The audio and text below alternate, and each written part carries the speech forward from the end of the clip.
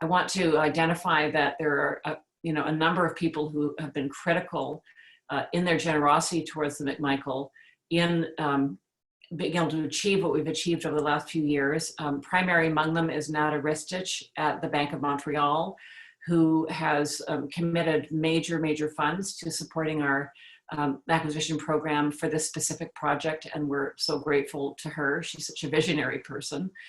We also have the marvelous support of Chris Brett and Jamie Cameron. Also, Salah Bashir and Jacob Yerex helped us with our acquisition of Kent Monkman. The partners in art have helped us with our acquisition of Rebecca Belmore. Now, this is very dangerous because I didn't make notes about this part. I'm very much hoping there's no one that I've forgotten here. But I just want to say that, we can only grow at the McMichael and reflect the vitality of contemporary Indigenous art because of the generosity of people who believe in what we're doing. So we're very, very grateful. I want to start with this work, which was acquired with additional help, actually, our own foundation, and also Andrew Dunn and Christine Dunn helped us to acquire this, and as I mentioned, partners in art. Rebecca Belmore Wave Sounds, which is 3 beautiful sculptures from her Wave Sound series. Many of you will have seen these works in the Archive Ontario, where they were shown when Rebecca had her spectacular show there a couple of years back. And indeed, these works are still touring. They were made as part of a Partners in Art project, actually, for the sesquicentennial landmarks. And they were kind of stars of the show, I felt. And when I saw them at the AGO, and I thought about the McMichael, where I was just about to begin working, I thought, what possible better, object could there be, or a set of objects could there be for us at McMichael, because our unique advantage at the McMichael is that we're located not in downtown Toronto, or not in a major metropolitan center, but on the outskirts. So in a natural setting where we have, in close proximity to us, over 200 square kilometers of untended land that is very beautiful, and walking trails and so on. And the whole museum opens out into the natural world. So my ambition for bringing Rebecca Belmore's trio of sculptures into the collection, they are instruments for listening to nature. And many of you will know that Rebecca made a very important work much earlier in her career. It's actually when a lot of us first got to know her, some more than 20 years ago, a piece called Speaking to Their Mother, which was a giant megaphone for speaking to Mother Nature. Here, all these years later, she seems to have inverted that. And this is really about listening. And this is something that we, of course, all urgently need to do. And I felt, these sculptures, which were taken from castings of the rock face in the Maritimes, Newfoundland, Northern Ontario, and the Rockies in Western Canada, they sort of represent the East Coast, Central Canada, and Western Canada. And I just thought, these are the perfect sort of grounding acquisitions to remind us what we're really trying to do in this institution, which is to marry art, culture, and nature in a kind of investigation of what is our identity as Canadians, all together as we find ourselves at this point in history. And I think Rebecca's work is always going to help us understand the answers to those questions. And of course, it was also very important to us to really foreground the voices of women artists in the collection. And you'll see a number of works such as that, that fit that category in our new acquisitions, because that had been somewhat of a deficit. And of course, the Group of Seven is, known to many people as the home of the Group of Seven, Tom Thompson, and also, David Milne and Emily Carr, but largely, that moment in Canadian art history was really dominated by the voices of male artists. And so, again, it felt like a really important opening move for us to really make a bold assertion around the importance of female voice in Canadian art history and in the present day. And a note to that effect is that we're going to be opening a major exhibition in June called Uninvited Canadian Women Artists in the Modern Moment. And that show will really bring together a whole generation of women artists, both settler and Indigenous, who were active in the period of the Group of Seven's heyday, so sort of the 19-teens through the 1940s. And we hope you'll all join us for that too. That show opens after Early Days closes. So this show is going to run for about 7 months. So we really have time to sit with it and bring people in to work with us on our collections, enjoy our new acquisitions and so on. This particular work, these 3 wave sound works will actually be installed at the end of the Early Days show because they're still touring in the US and heading back to us in a while. So they've been continuing to travel with the Art Gallery of Ontario show. It's been our pleasure to lend them. Now, from the rather serious and monumental to the frankly quite marvelous work of Kent Monkman, many people don't know, because McMichael has a kind of a misplaced reputation for conservatism, that Miss Chief's first performance in the, Kent Monkman's, sorry, first performance in the role of Miss Chief was on the McMichael grounds. And that is something we're deeply proud of. He made a video from that performance called The Group of 7 Inches, which was, of course, both a reference to the Group of 7 that I was mentioning earlier, and also to the sort of specific endowments of the male anatomy. So always one to be making a good joke and bringing a kind of two-spirited tricksterism to everything that he does. And here he's looking quite concerned, I think you'd have to say, on horseback. He's confided with me that it was an absolutely terrifying day, even though this horse was half dead that they found for him. But anyway, not normally to be found on horseback is our Kent Monkman, but he did it for the McMichael, and the results were legendary, of course. And Miss Chief, has continued to be kind of a key figure in his imaginary ever since these days. And the figure of Miss Chief came to him because he came to McMichael. He was on a residency, and he came and he saw Edward Curtis's In the Land of the Headhunters, the famous 1914 silent movie that was shot in Alert Bay by Edward Curtis. And he thought, he was very struck by the kind of exoticizing of Indigenous people in that film, and decided to make a film that would turn the tables and be about the, his observations, very wryly, of course, of the exotic habits of the European male. So he inverts that sort of anthropological stereotype on end to wonderfully comic and subversive effect. So Miss Chief has been with us in spirit from the start. We were very lucky, as I mentioned, to acquire this new work. And here is Miss Chief gallivanting again. She's about to strike the arrow of desire into this very hunky looking cowboy at center stage. And of course, there's all sorts of wonderful things happening in this picture. It's really a very joyful picture about all sorts of different people coming together. And that's part of the reason we felt it was a really good fit with the McMichael. This is a scene of cultural collisions, which is really what we're all about in Canada, and certainly what we're all about at the McMichael. There is a gay wedding taking place in the foreground. There's a kind of some sort of an athletic grappling taking place here between an Indigenous and a settler man. Here's the famous Hudson's Bay blanket. 2 stags are appearing to be rutting and fighting in the background. This figure is Lord Drummond, who is a Scottish lord who attended these events, which used to take place in the West, mostly in the US, which were called rendezvous. And what would happen is that merchants and traders and Indigenous people and missionaries, the whole schlemiel of the community that was out, pushing west into Indigenous land, and the people that they traded with, would get together in these kind of, they're kind of like a convention of everyone coming together. And then there was apparently a great deal of merrymaking and drinking that would go on. And these would last for sometimes weeks on end. And there's a book that Kent directed me to called Men in Eden that described this phenomenon and talked about how a lot of settler men from the Eastern US and from Europe would come to these congregations in order to experience certain kinds of social and sexual liberties that were not so available to them in their more conventional cultures back at home. So it's kind of, the painting is kind of celebrating this moment of mutual discovery and early contact. And it has an enormous amount of energy.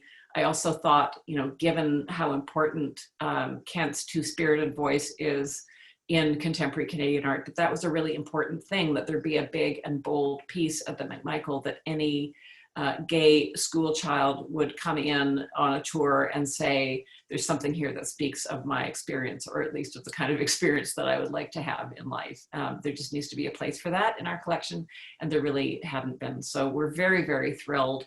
Again, it was Salah Bashir and Jacob Yarricks that made this acquisition possible, and it is splendid. We cannot wait to show it, and it's going to be in the first gallery, along with some other related works by Kent that we've borrowed from private collectors that we hope will entertain giving these works to us in the future. And I think it'll be an amazing start to the show and a tremendous addition to our collection. It's a very big picture. So it's definitely you're not gonna miss it.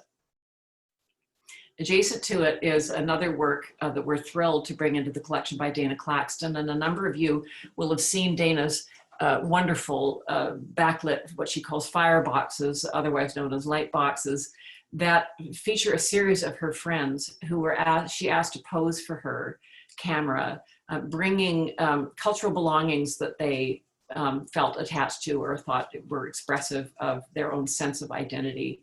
And I just, you know, I feel that there's, like Kent, I mean, I think there's a strategy in Kent of using comic surprise or comic kind of compression of ideas to disturb our preconceptions or open up new possibilities for understanding and conventional thought.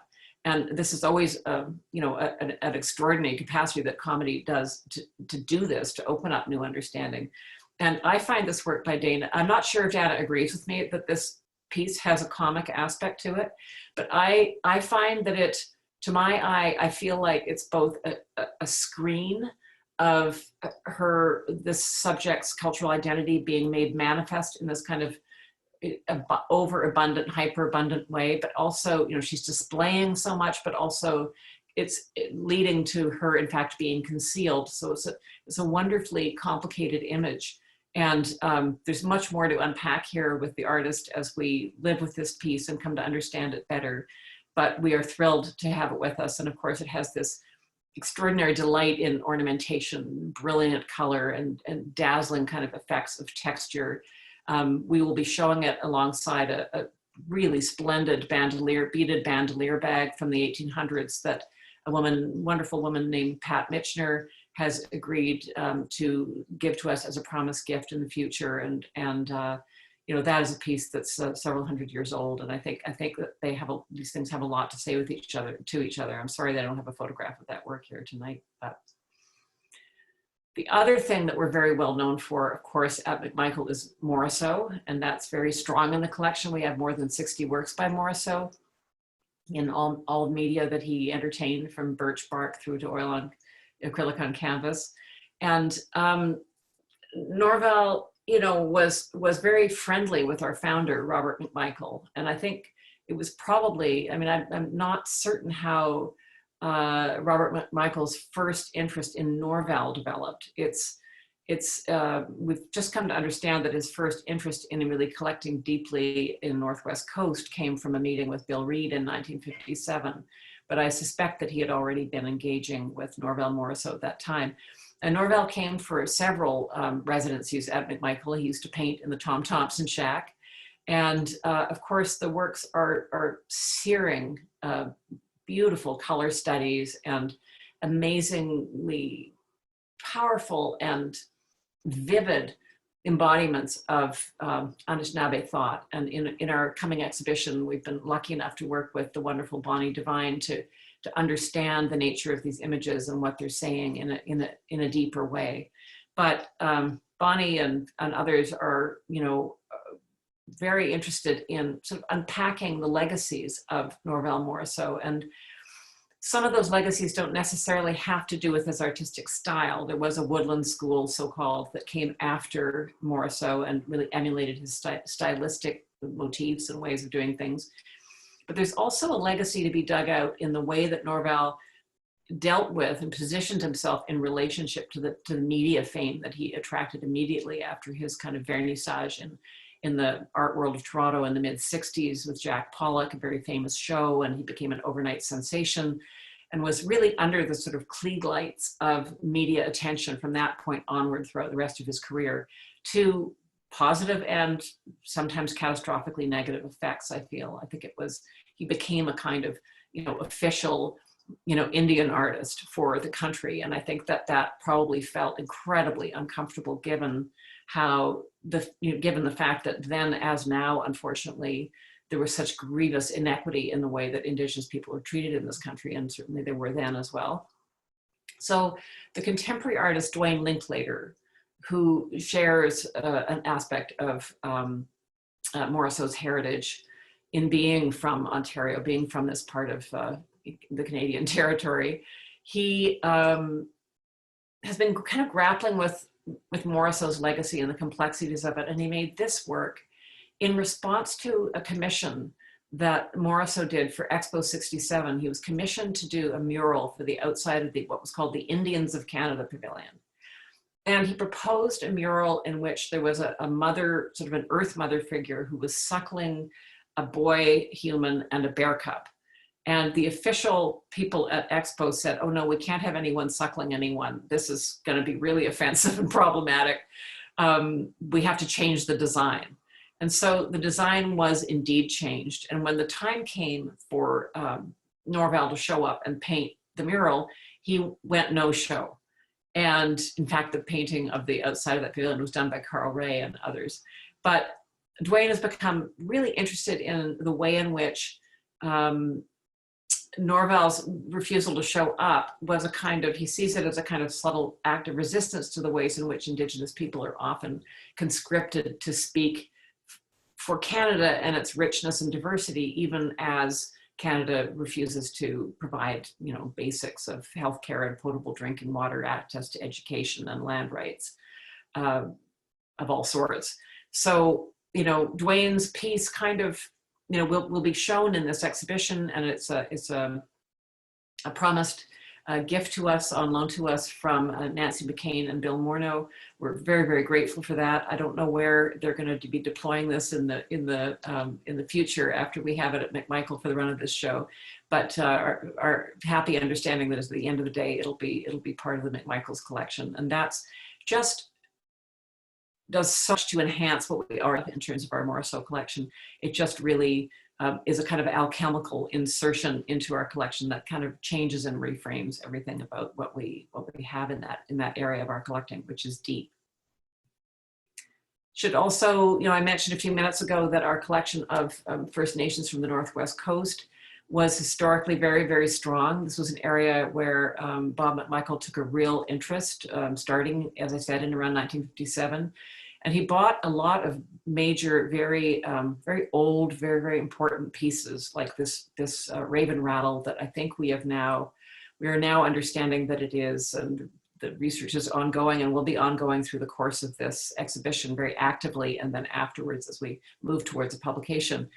But we've looked at this piece with Karen Dufek at the Museum of Anthropology, with Jim Hart, who's a hereditary chief in Old Masset and spectacular artist in his own right, and other experts, to try to determine if this is Haida or is this from the mainland, Tsimshian or Tlingit rattle. There's subtle differences in the way that the bear's head is made, for example, that would denote which side of the Furin-Hecla Straits it would be coming from, or the Hecate Straits rather.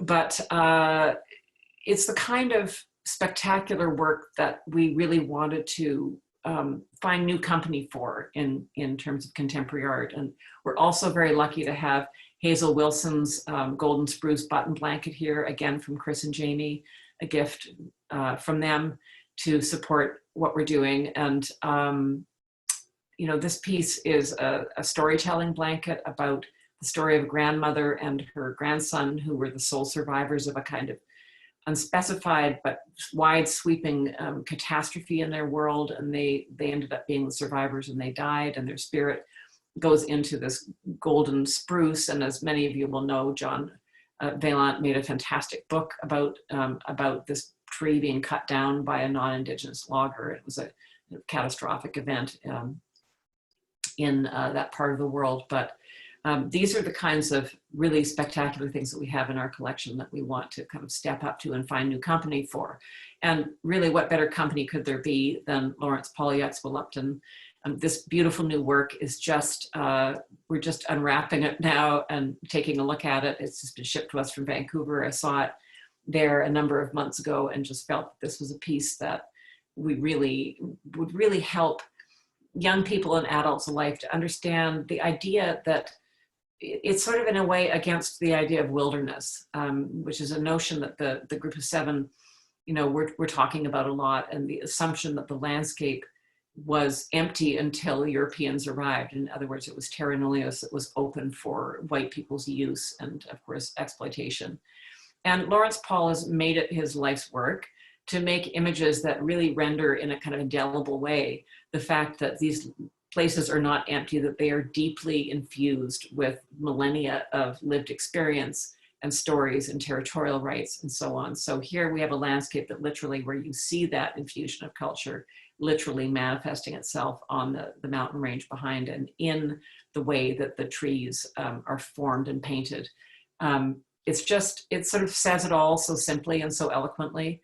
And I think, one of the things we really think we're very, very aware of at the McMichael is our young viewers. We have between 30 and 40,000 school children a year, usually, sadly not so many right now because of COVID, but we're just dying to get back at it. It's actually one of the most wonderful parts of my job, is walking through and seeing these groups of young people interacting with works of art. And I'm very mindful of selecting things that will really help people to, to maybe get a kind of visual surprise or pleasure or some experience that will pique their curiosity, so that they'll come to think about things in new ways. And I think that's something that will definitely be the case with this beautiful work. A lot of you who know Lawrence Paul's work will know that he normally paints very strident and highly critical paintings that explicitly deal with Indigenous land claims, the desecration of the natural environment, the sort of barbarity of resource extraction, and the kind of deviousness often of settler culture in dealing with Indigenous peoples on the use of their ancestral lands.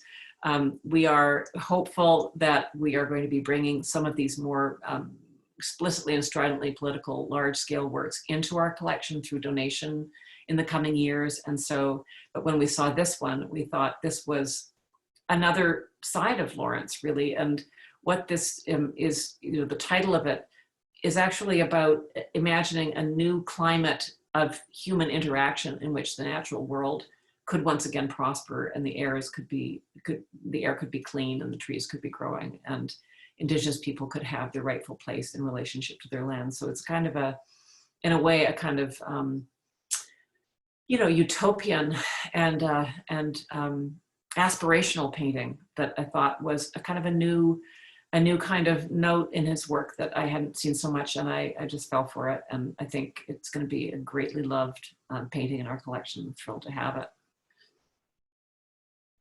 This is one of the really killer pieces in our collection, Fay Heavy Shield. It was, Sisters was acquired by a woman named Lynn Hill, who was an Indigenous curator. I'm going to be doing a chat with her on Zoom in a week or so's time. So come back and see us on our website. But Lynn bought this piece, it's a 1993 piece, at a period when the McMichael was really in transition, and there was considerable difficulty actually with our founder, who had rather different notions of what Indigenous art should look like.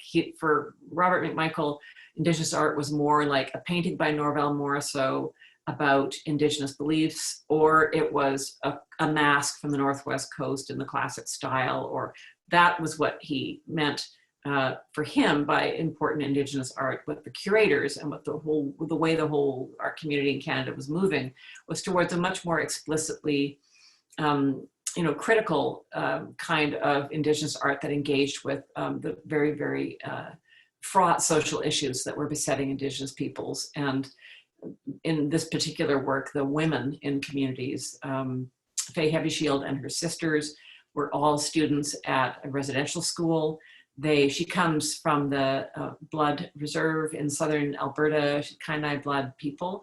And she and her sisters all went to residential school. They all went through great hardship there and suffered all sorts of abuses there.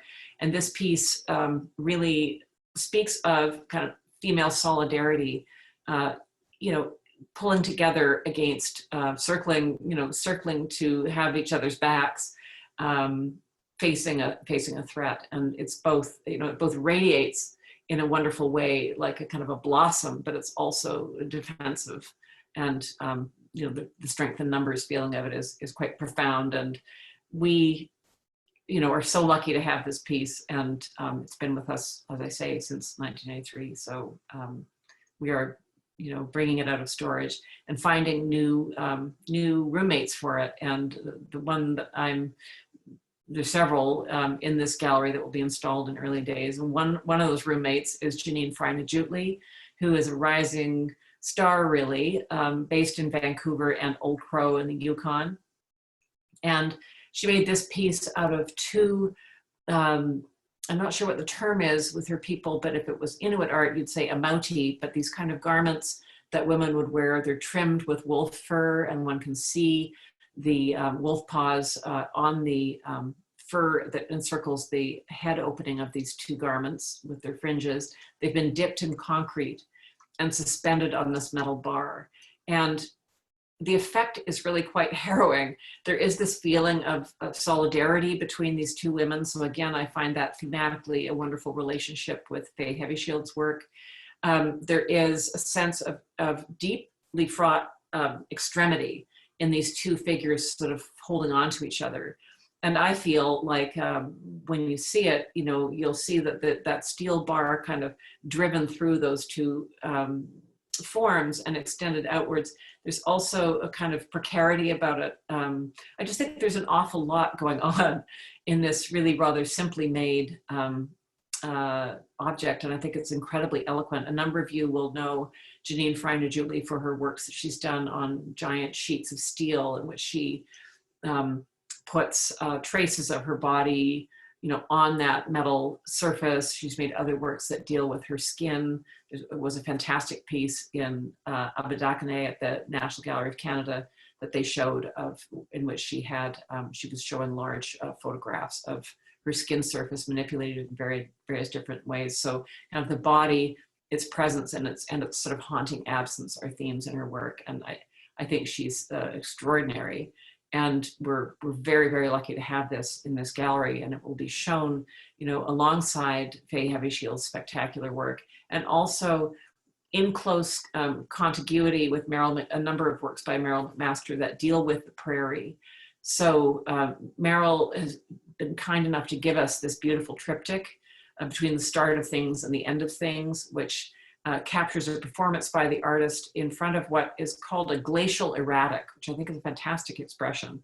But these are giant boulders that are to be found in the middle of the prairie. They come kind of without any overture. Suddenly you're just confronted with one of these enormous things. And they're deposited by receding glaciers. So really the idea of migration is kind of built into this image. And the performance that she's doing here, the costume that she's devised, involves poplar leaves, which is a theme that is implicated in her given Indigenous name, relates to poplar trees and poplar leaves. So along with beadwork and copper and other elements in that headdress that you can see. And of course, she's wearing the headdress, which she indicates to me is kind of evoking the memory of the buffalo headdresses that were, you know, important in Cree ceremony. And she's also wearing the kind of frock coat that would have been typical of a settler person or for early contact Indigenous people who were trading for clothes. And with the Hudson's Bay Company, it has that kind of 19th century feeling about it. But we'll be showing this work of Meryl's and also a number of other works that we're hoping to recruit to our collection in the coming years. To speak of, really, I think, you know, it'll be particularly beautiful with this work in the middle of that room, really to speak of a part of Canada that is really underserved in our collection. And we need to build more our collection of art from Prairie, from Central Canada, in all media, actually, not simply of Indigenous, not only of Indigenous people, but of all Canadian artists. It's not an area of strength. And so, yes, come and talk to us. But I should mention also that, you know, one of the things about developing a collection is that you find yourself thinking about things you want to do with these objects yourself, and what other curators in the future might want to do. And I simply love the idea of Meryl's piece about the glacial erratics someday sharing the gallery with Shelley Nero's beautiful piece, Erratic Love, which has a stone from the Grand River in it that she gathered. Shelley told me that she went through a period of collecting stones around the time that this was made. She became kind of fascinated with them. And it shares this cushion, which she's beaded, again, cultural practices that have been handed down to her through generations. And she's combining it with a found object. And then the other vitrine is a poem by Daniel David Moses, fantastic poet, also from Six Nations Reserve in Brantford, who was, you know, well known to Shelley. And this poem was called, I think it was called Erratic Verse, if I'm not mistaken. And she's made, and it has a marvelous poem about stones working their way up to the surface of a riverbed.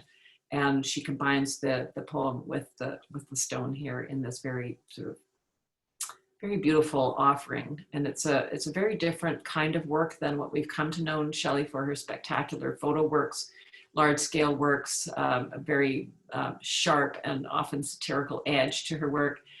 This has a very different mood. And again, as I mentioned, it's from her early career. And I think it may have been one of the first things that she sold to a museum. So we've been keeping it safe, and it'll be wonderful to have it out again. Should also mention that there was a really important collection of Great Lakes ceremonial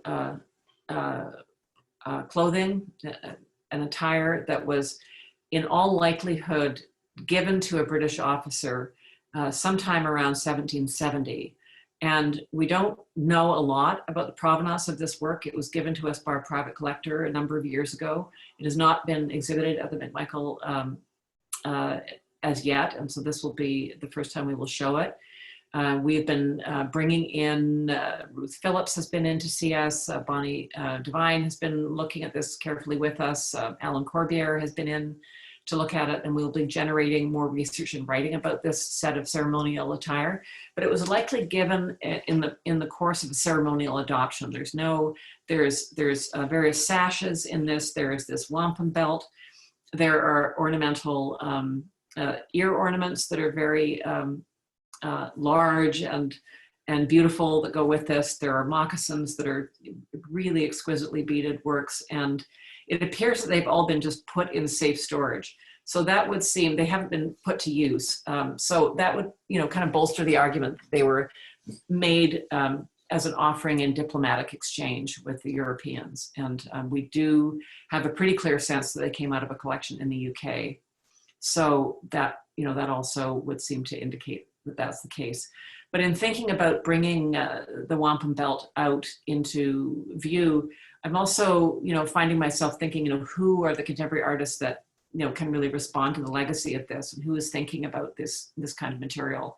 And, you know, we could have no better thought partner on this than Nadia Muir, a Algonquin artist from who's based in Montreal now. And many of us will know the photographs that she started taking a number of years ago of the clay pipes that she found in the Thames during her mudlarking expeditions. She became very, very interested in the lives of the British sailors that were on those first colonial expeditions, starting in the Elizabethan period and going onwards to what they thought of as the New World.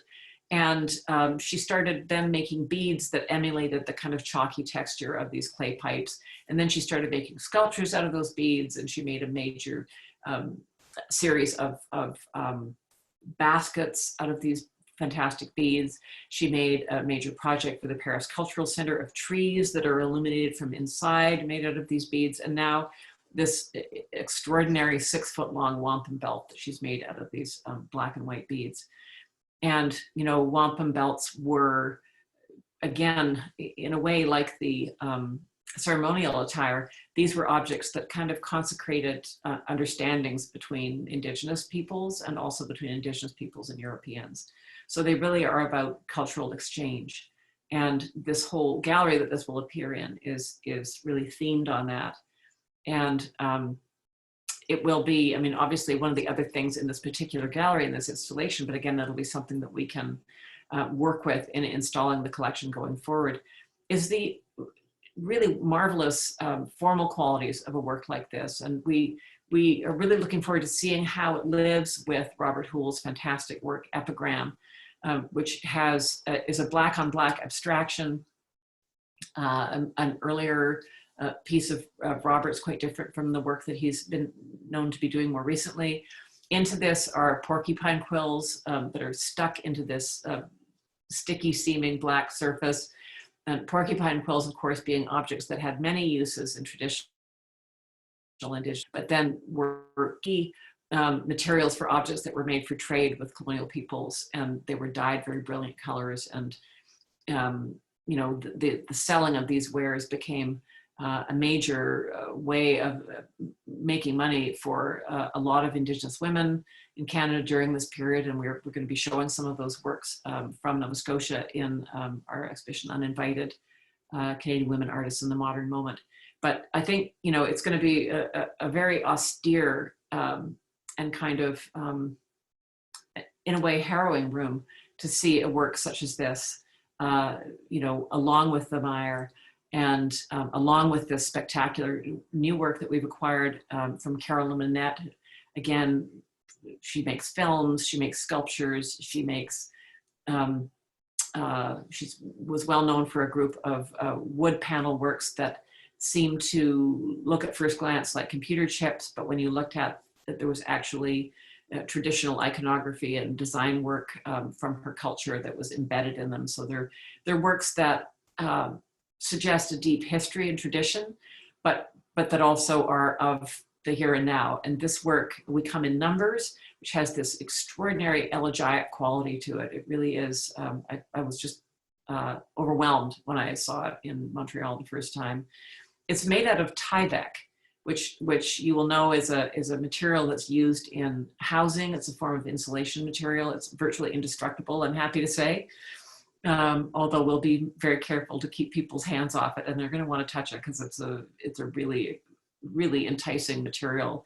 As Carolyn Manette says, it is an industrial material that's used in housing, but here, like the way that it catches the light, it looks kind of like raven feathers, and that was certainly my overwhelming first impression of the work when I saw it. And then I was intrigued to find out that it was made out of Tyvek. And I think for Manette, you know, the deeper meaning of this is, you know, in selecting this material to speak in this way, as she does, is that Tyvek is a material that one sees a lot when you go into Indigenous communities because of the precarity, because of the lack of resources in these communities. Often houses are, you know, hastily and inadequately insulated, and often you can see, you know, people get the Tyvek layer on and then that's it because they can't afford to or are not able to complete the construction. So it's a material that you see both on cladding of houses and also just generally lying around a lot. And in a way, it's kind of emblematic of that precarity in these communities. And yet, you know, Carolyn makes it just such a emotionally charged material here in this work. And of course, the title "We Come in Numbers," you know, just only underscores that, the intensity of that. And of course, you know, in this gallery that's devoted to ideas of exchange, I mean, something that we're all thinking about a lot, I'm hoping right now as we experience COVID, and, you know, the fears of that and really the, you know, the social crises that come out of that. What we are experiencing with COVID is a fraction of the intensity of what Indigenous communities would have experienced, you know, in the epidemic starting in the mid-19th century. I mean, where whole villages and communities were wiped out by the hundreds and hundreds, to the point where, you know, Haida Gwaii, I don't know how many thousands of people were, you know, died in the epidemics in the 1860s through into the mid-1900s, but it's in the order of many thousands, down to, you know, the community of Old Masset being 300 people drawn from every village that they could, you know, where they could still find people that were alive.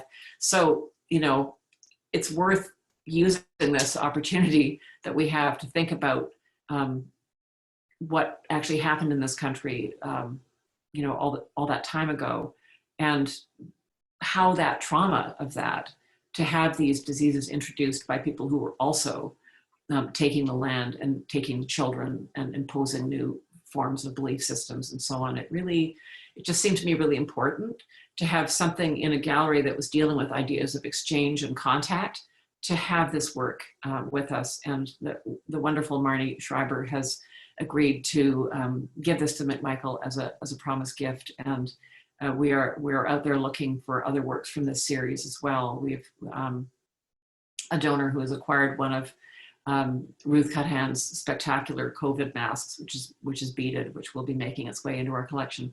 But you know, Ruth, an amazing artist. She has a great piece, which I think is still on show in the permanent collection display at the Art Gallery of Ontario, related to contaminated water. It's again a beadwork piece on a kind of a tableau of a table with water glasses on it. And she's just always thinking and always making, and brings such a sort of devotional aspect to what she does.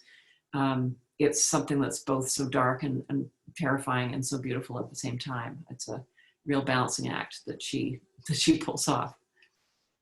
So when you come from this part of the exhibition, it's a heavy, intense part of the show with many of these major pieces that we've just acquired. Kind of, in a way, it's kind of an emotional peak to the exhibition. And so the next gallery that we go into after that is a collection of Inuit drawings. And these are works that are coming to us, I contrast to walk this gallery, works on paper, original works that are coming to us from Chris Brett and Jamie Cameron in due course, but we're borrowing them now to shout from the rooftops how excited we are about this. Primary among them, of course, a fantastic work by Shuvani Ashuna. And like a number of works in this gallery, there will be, oh gosh, I think it's almost 30 or 40 drawings that we're pulling together here to share with people. You know, Shuvani is one of the major stars, of course, of contemporary art in Canada. She's based in Cape Dorset, as are a number of the artists in this show.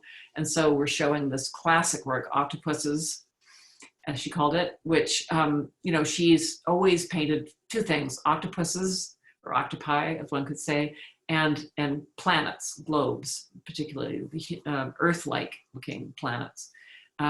She's interested in these two themes. She keeps reiterating over and over again. And I think that the octopus is like the perfect animal for Shuvani, because it's all about these crazy connections and legs going everywhere. And really the way that Shuvani's brain works is to pull very disparate ideas and motifs and images together from, you know, from deep traditions of her people and, you know, shamanic thought, to what she's seeing on the internet, or the octopus, which is actually a creature that she encountered live for the first time on a trip down to Toronto, where she was taken to the Ripley's aquarium, and she saw an octopus, and it was like this explosion in her brain.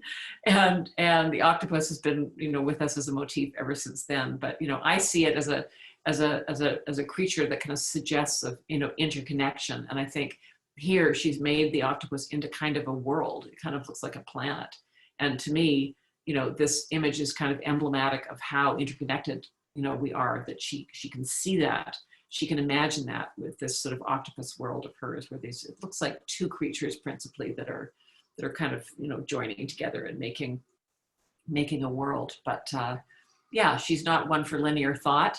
And I think we're realizing as we go through, you know, all the dysfunction of our relationship with the natural world, with our relationship to animals, that really underlies the current COVID crisis, to our relationship to natural resources, which underlies the burning of California, global warming, and the changing conditions in the Arctic, all the things we're contending with. It's our failure, generally speaking, to understand the interconnectedness of things. And to me, you know, Shuvani is kind of the poster girl for really finding images that really bring us to that reality and keep us attending to it.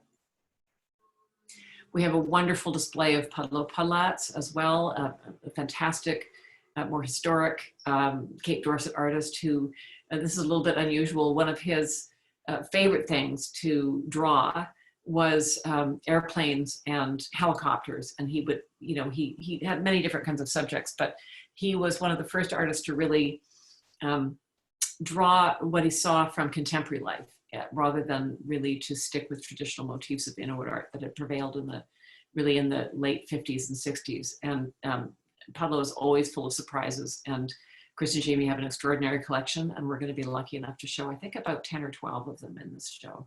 So we thought we'd just give you a little tester here. Siasi Keneally, Women's Feast. Siasi really, you know, like knew how to do it all. She was a fisher, a hunter. She was a cook. She was, she knew how to survive on the land. And, you know, this work, we have a wall of Siasi's drawings being shown in this show, and they will in due course come into our collection. And they deal with food preparation and sort of the practicalities of fishing and blueberry picking and sort of the harvesting of the land.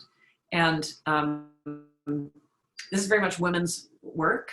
And what's interesting is that we have it in the gallery up against or across the gallery from Tim Pitsiolak's enormous whale, which is an animal that, you know, that he hunted often, also walruses. There wasn't a lot that Tim Pitsiolak didn't know how to bring to the side of the boat. And so there's kind of a play in the collection, and also, you know, in this exhibition that's forthcoming, about the women's world and men's world and how they relate to each other. But yeah, Siasi, just an amazing sense of design and color and the sense of humor and things. I love the work. Here's Tim Pitsiolak. I'm sorry for the quality of the slide. I hadn't been aware that this was as granular as it is. But this snowmobile sinking through the ice, I think, deals, as a number of Tim's works did, with the kind of crisis of climate change. And it's a very, very dramatic, dark work. And we're showing with it a suite of small works from Chris and Jamie that deal with global warming and the scientific expeditions that are going on in the north around that. And so he's documenting that very carefully and making that part of his record of his world. Jutai Tunu, another Cape Dorset artist, you know, really a kind of paradigm shifter in terms of, you know, portraiture becoming a major focus in the work of a contemporary Inuit artist. And Jutai was, you know, very outspoken about the fact that he, you know, didn't want to be, his work's called Happiness, didn't want to be considered any of the traditions that seem to be set in stone about what, you know, what Indigenous art could be. And I think, I mean, one of the things about these drawings is that, you know, traditionally we didn't really, you know, see a lot of original drawings from Cape Dorset. I'm just going to flip back up here to Pudlo. I mean, there are many, many prints by Pudlo Pudlat, but there are hundreds of drawings that were made in Cape Dorset on the way to printmaking, some of which were made into prints, some of which were made into prints and modified, sometimes dramatically, and some of which never saw the light of day. So I should mention here as well at the McMichael that we acquired for safekeeping from the West Baffin Eskimo Co-op more than 25 years ago, a collection of about 80,000 unique works on paper that were drawings that were made by the artists in that community over decades as they were making, you know, visual proposals for printmaking. And those were all kept safe, and they were sent to us for continued safekeeping after a fire in another community rendered the people in Cape Dorset concerned that the same thing could happen to them. So we've been holding on to them, and of late we have been really ambitiously re-engaging with the project of digitizing them. And we've been working with Ed Bertinsky and his team, who have provided to us a spectacular machine that allows us to digitize about 1,000 works a week. And we've had to suspend that project for now, but we'll be resuming after the vaccine is found and we can get back together again.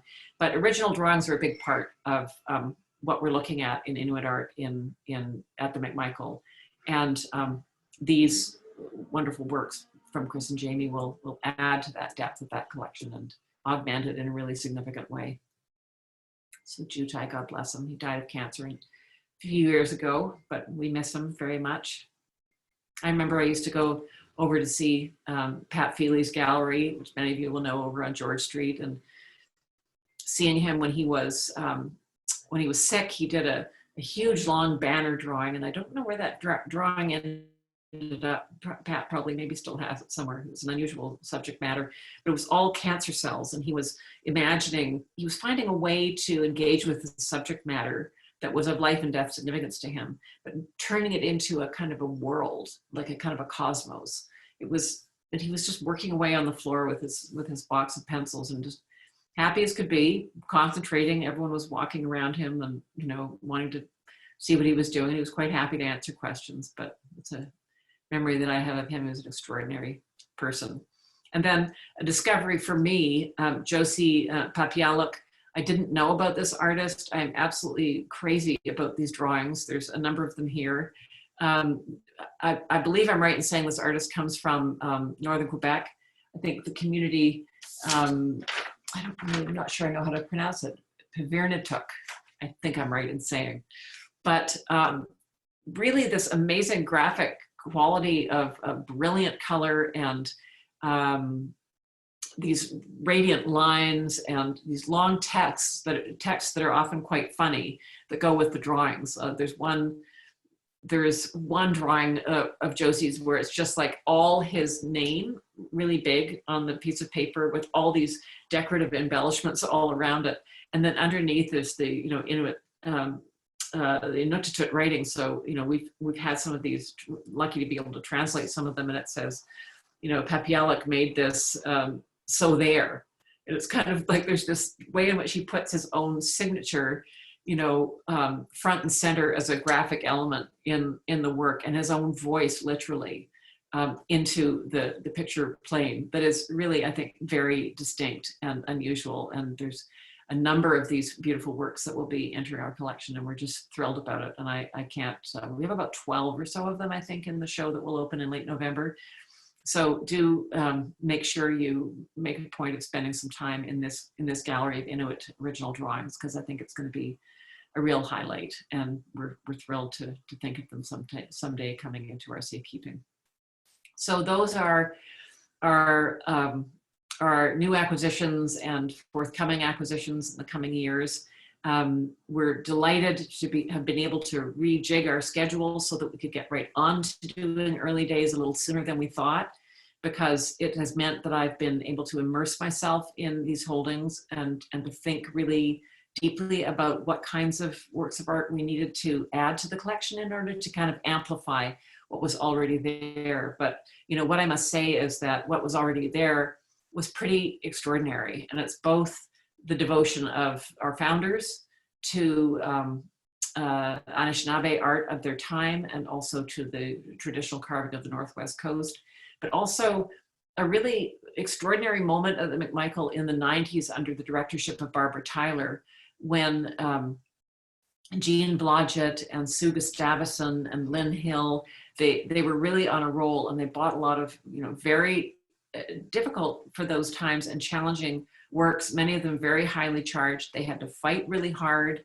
to bring them into the collection. There was all sorts of blowback from the powers that be, and they persevered. And they really, what they were fighting for was not just, what is important contemporary Indigenous art, but, what kind of a country are we? How do we tell the story of Canada, and what do we need to be able to tell the story of Canada with honesty, with truth, and in the fullness of the complexity of it? And without that fantastic work that they did, and of course other curators subsequently to that have contributed to that, but without those deep bass notes that we have in the collection, we would be so much the poorer. So my deep respect to all of them for all the work that they did, and my thanks to you all for being with us today and sharing our excitement in what we're about to present to the public. And I'm very, very happy to answer any questions anyone has. Yeah, Grace, I think I think I'm all talked out. Yeah, well, thank you, Sarah. Every time I hear you speak about this exhibition, I get more excited, especially to see that wampum belt next to the Nadia Meyer piece. Yeah. Some really special pieces coming on view. For those just tuning in, you are tuning into the preview of Early Days Indigenous Art at the McMichael and New Acquisitions. Just a note that if you missed any of it, this talk is being recorded, so it will be available on our website if you missed any portion of it in the next few days. And also just to note that this exhibition opens on November 28th, so it's not up yet, but it will be very soon. In the meantime, we did just open an exhibition, Christy Belcourt's retrospective, Uprising the Power of Mother Earth, which is another incredible contemporary Indigenous art show that we encourage you to come and see. If you do have questions, please put them into the Q&A at the bottom. We do have time to take a few. Sarah, I wanted to start out by asking, I know that a number of scholars and curators from different disciplines contributed to the show, lent their knowledge to the extended labels, are contributing to the book that you're working on. Maybe you can talk a little bit about the larger community of knowledge that has contributed to what will be on view. Yes. Well, what we've done, I've just finished actually sending off nearly 10,000 words worth of wall labels for this show. So do bring your reading glasses and make sure that you have a nice full stomach before you come up to see this show, because there'll be a lot of material to digest. And what we've done is, more often than not, we've spoken and done interviews with all the artists who've come into the collection, like the contemporary artists, in order to incorporate their own words about the works that are coming into our collection. So as far as possible, we're trying to allow the artists to speak for their own works if they're contemporary artists. In the case of our historic holdings, it's been a mixture of things. As I mentioned, like with that raven rattle that I showed you, we talked both to anthropologists in the kind of European vein, like, Karen Dufek, the Museum of Anthropology, is a settler woman, but she has deep knowledge. Likewise, Ruth Phillips, for many years, the leading light at Carleton University, teaching anthropology. She used to run the Museum of Anthropology in Vancouver. So scholars from that side of the cultural sector, but also speaking to Jim Hart, who's a carver himself, in Old Masset, about that raven rattle, or about the Charles Edenshaw bracelet that we have, that is one of the real masterpieces in our collection. And Charles Edenshaw was Jim Hart's great-great-grandfather. So he brings family knowledge to it, as well as his own understanding of the Wasco legend that lies behind the iconography of that bracelet. We have had a really thrilling fortnight, actually, working with the Kwakwaka'wakw mask collection that we have. We did know who were the makers of a handful of the masks that we have. We knew that we had a Chief Henry Hunt mask. We knew that we had a George Wakas mask, I believe it is. But there have been a number of new attributions that we've been able to make, thanks to the help of William Wasden Jr., who's an artist and knowledge keeper and anthropologist based in Fort Rupert on Vancouver Island. And he just, to have him, to be able to work with him with, iPhone and images going back and forth and showing the front and the back and the sides of the masks, and having him be able to say, with really pretty definitively, this must be this person's work because of this, and this feature. And this must be that person's work. And this is who that person was. And this is the story about that. And, just to speak with such authority as he does, and so generously. I mean, people have really been generous with us. Bonnie Devine also, and our objective, I should hastily add, is to bring people physically on site as soon as we can to work with our collections. So we got started with that, with a kind of a study afternoon that we had on the Great Lakes ceremonial attire. We brought Ruth Phillips and Bonnie Devine and Alan Corbier, who's just taken up a post at York University, brought them together to look at that material with us, and they will all be writing essays about what they take away from that collection, or some aspect of it that they feel moved to write about. But Bonnie also worked with me extensively on the extended labels that we had for the so-called Woodland School works, the Morrisseau's works, and the works that came afterwards made by his followers. So it was, you know, trying to step out of the way of the narrative as much as I possibly could to bring those voices together. And I think the result is, I mean, we just finally finished yesterday and we're in the process of typesetting now, but I think it's very emotional, like the right full of most wonderful stories and turns of phrase and insights that I have found it very, very moving, and I've tried the best I can to allow that experience to move through the experience I had and share it directly, you know, with the audience, because I think people will learn an enormous amount walking through this show. Without a doubt, and I'm sure that book will. That makes me happy. Yeah. Become required reading for many contribute about this session. Stay tuned. Keep an eye on the McMichael website and social media. We'll be announcing it there as soon as it be. In about 2 years.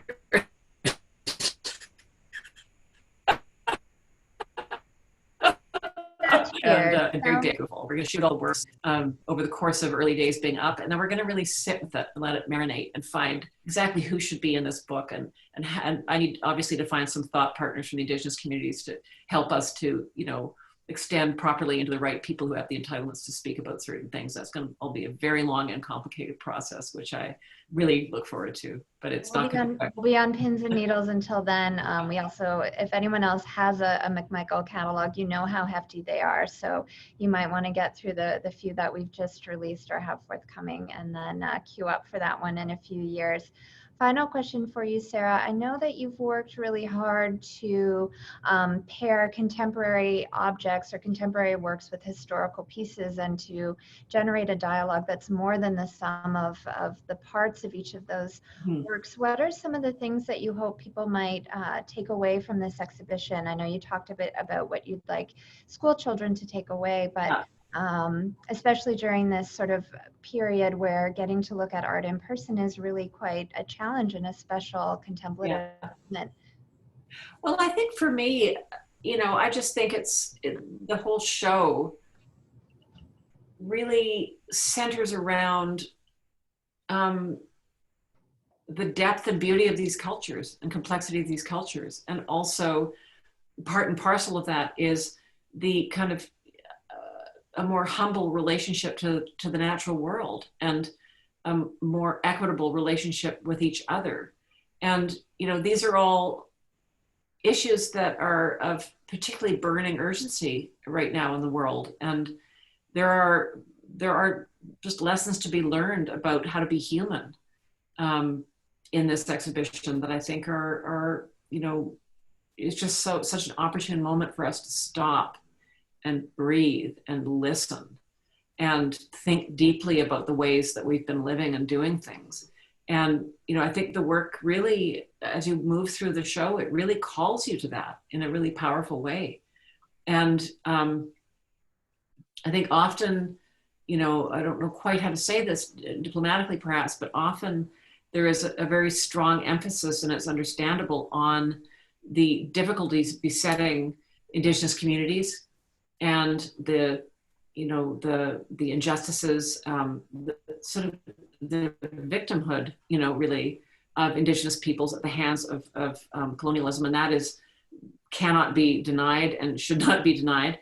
But I think what kind of can tend to not get as much attention is the strength and power of these cultures and the beauty of the way that people relate and care for each other in families, and the way that communities negotiate with each other diplomatically to find solutions in equitable ways, and the way that human beings relate to the natural world so that, you know, everyone can prosper, and a sense of rightness, and about human beings having a subordinate role to the natural world. I mean, that, you know, that people belong to the land, not the other way around. And I think, you know, in the crisis that we're in right now, I mean, we understand, for example, that COVID is really a result of a disordered relationship between humans and animals, both, you know, in agricultural practices, but also because of habitat loss and of course, compression in cities and agricultural farming and all of that. So, you know, I think this is a big period of stepping back and having a think about how we live in this world. And I think the show could not be better timed for doing that kind of thinking. And you can come and see the show, and then, you know, go for a walk and walk by the river and look at the trees and let yourself be quiet and let this show move you. I think it's going to be a wonderful way to spend our winter. I'm really, really looking forward to it. And I really hope you all come and experience it with us. Well, on that poignant note, let's leave it there. And thank you so much, Sarah, for your insight. Pleasure. Thank you everyone for tuning in. If you did miss anything, this talk was recorded, and a reminder that this exhibition, Early Days Indigenous Art at the McMichael, opens on November 28th. All of the information is on our website, and we hope to see you up there or virtually again very, very soon. So thank you all, everyone, and good night. Night, night.